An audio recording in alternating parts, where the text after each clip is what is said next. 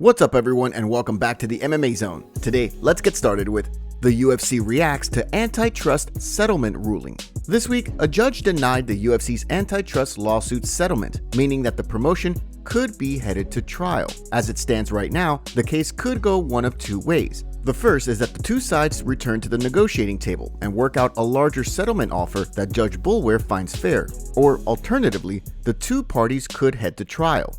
If the UFC comes out on the wrong side of a potential trial, the promotion could be made to pay a far larger sum of money and could be forced to make big changes to their contracts. In response to the news, the UFC released a statement on Wednesday that read, in part, "We obviously disagree with this ruling and believe it disregards the expertise of counsel from both sides, as well as that of an accomplished and expert mediator, all of whom have decades of experience in antitrust case law. It prevents the athletes from receiving what they have argued is in their best interest and unwinds an extensively negotiated settlement." In response to the news, the MMA community was quick to react, with the Unified Rules of Podcast writing, "Preventing athletes from receiving what they've argued is in their best interest and denying the athletes their right to be heard are contradictory to me. It looks like they're trying to use literal words from the plaintiffs in the original settlement agreement against them." Another member of the MMA community used the UFC's own words against the promotion, writing, "The judge is also denying the athletes their right to be heard. It's quite possibly the most insane thing they could have put in this statement. The only way to top that is to close the statement with like,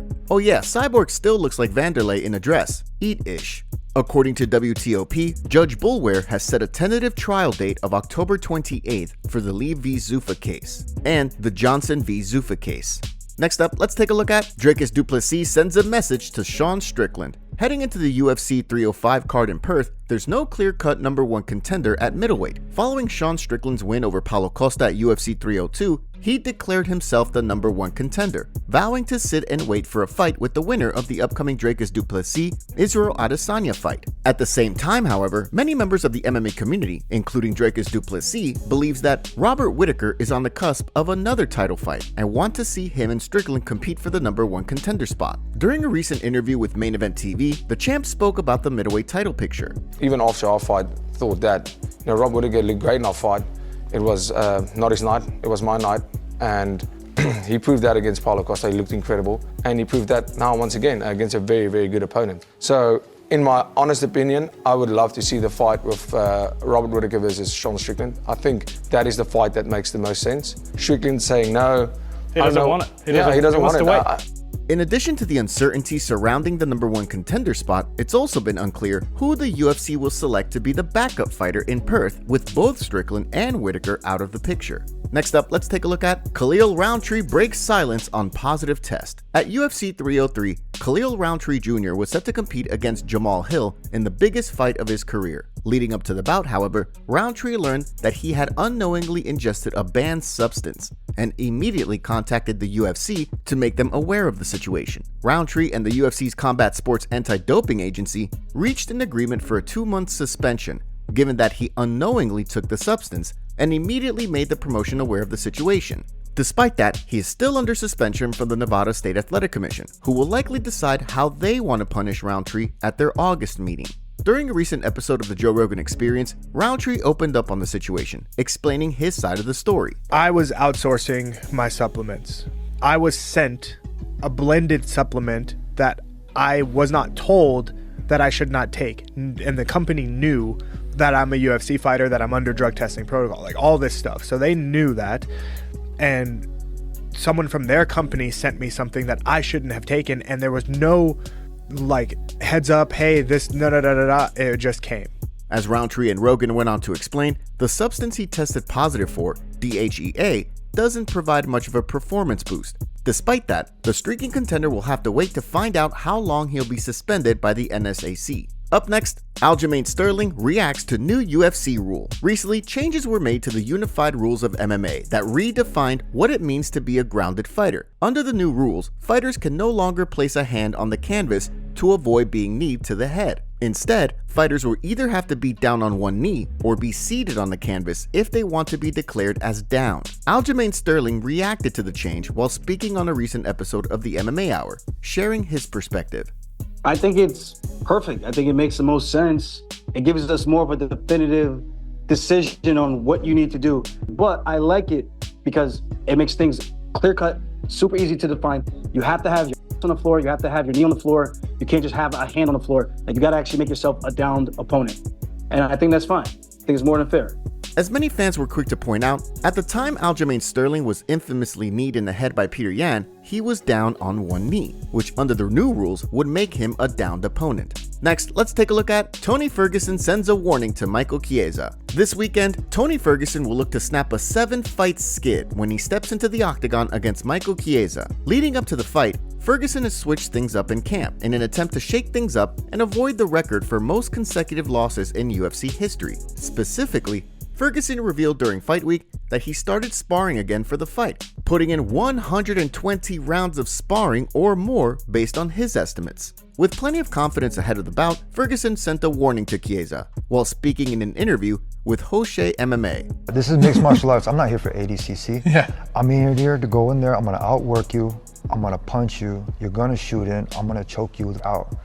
With Patty, I shouldn't have let him up. I had too many people telling me the wrong shit when I know damn well exactly that I have the compass to get to where I need to go. I have nothing against you, Michael Chiesa, but I'm gonna bring the fight to you. I'm not gonna give you any time to breathe, and I hope your conditioning is really good. I know you got a fancy new camp where you're getting your strength and conditioning, but I've been all the way around in this. I'm a national champ from Grand Valley State University. So if you wanna wrestle, I'm right here, baby.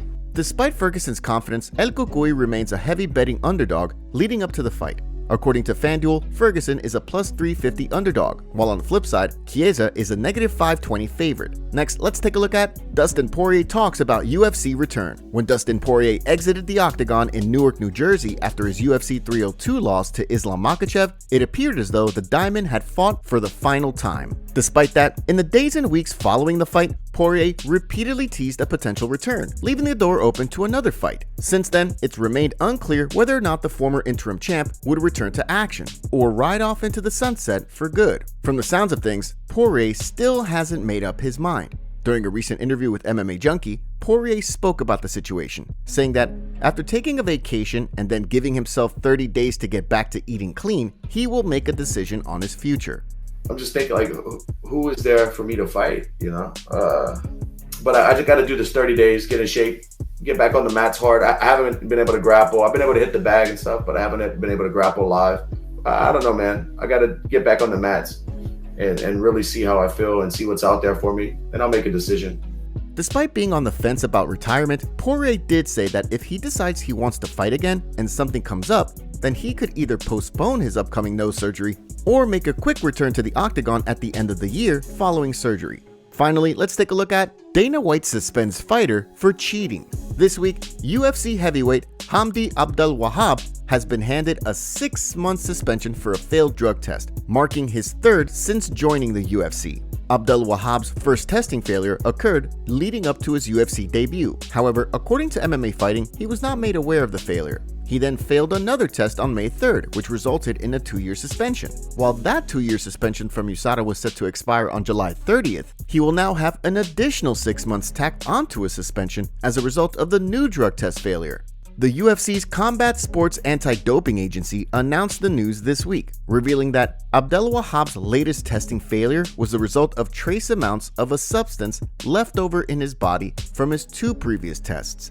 While ordinarily he would have been hit with a 3-month suspension, because of his previous 2-year suspension, he was handed a 6-month suspension. Thanks to the additional 6 months, Abdelwahab will be cleared to return to action on January 30th. So far, Abdelwahab has yet to release a statement on the latest suspension. However, he did announce this week that he would be competing at Abu Dhabi Extreme Championship 5 on August 2nd. Jon Jones vs. Stipe Miocic is being targeted for UFC 309 in November, according to Dana White. During a recent interview, Dana revealed his plans for Jon Jones vs. Stipe Miocic, and also revealed his plans for Conor McGregor's comeback fight. Here's what Dana had to say. Obviously, Jon Jones had a serious injury that he had to have surgery, and he's recovering. And no secret about it. I'm planning on him fighting in November. So, and then Conor, I don't know when Conor's coming back. When Conor is ready to go, he'll let me know. So I'm not even thinking about or talking about Conor right now. Top comments. Hot take, but maybe Dana found out about the court settlement potentially being denied Before the post-fight press conference on Saturday, throw in Bilal becoming champ, and that's why he was a cranky little honey badger. That judge is a real one. Grasso seemed shocked at Merab's nose, if anything. Poor Leon's coach Dave lost his voice trying to get another stool moment. I hope this does go through. The UFC has been playing fighters' pay for far too long.